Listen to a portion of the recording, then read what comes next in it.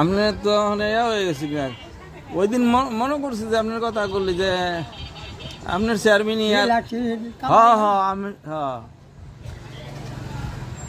আমি যে পরশু দিন আমি চিন্তা করতেছি বাড়ির তো একদমের অনেক কিছু করি না তবু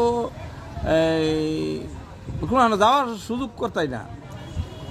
ওই যে 10টার দিকে 2টা বাজার আয়া হেরে বাজার একটু হেঁটে ফেরা জায়গা